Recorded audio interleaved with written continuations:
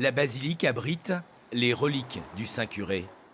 Ce musée abrite la vie de Jean-Marie Vianney. Si l'on prête des miracles au curé d'Ars, ces représentations, elles, ont eu du mal à résister au temps. Tu peux juste la tenir par là, comme ça moi j'ai une sécurité. Cette statue de cire et de résine est désormais comme neuve.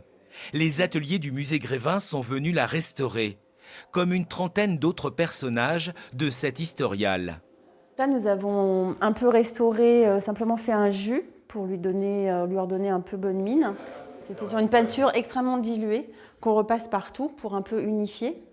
Si effectivement on perçoit qu'il y a des trous, la cire est abîmée par des griffures, parce que les gens effectivement peuvent faire ça et faire une griffure ou un trou. Du coup, on répare et après on remet de la peinture pour faire un raccord. C'est des cires qui font un peu partie de la mémoire de Grévin, puisque c'est les fabrications à l'ancienne qu'on ne fait plus du tout maintenant. Le petit musée a 25 ans. À l'origine privée, il appartient maintenant à la communauté de communes du secteur. Car son côté lieu de pèlerinage en fait un haut lieu touristique à préserver. Dans le cadre de la réhabilitation du musée, nous avons fait beaucoup de travaux qui ont aussi amené de la poussière. Et nous n'étions pas en mesure, techniquement et professionnellement, de faire ce travail de spécialiste. Donc nous avons missionné le musée Grévin, les ateliers, qui n'étaient jamais venus dans le musée en fait. Ils avaient conçu les statues, mais ils n'étaient jamais venus, pour qu'ils viennent faire tout cet entretien.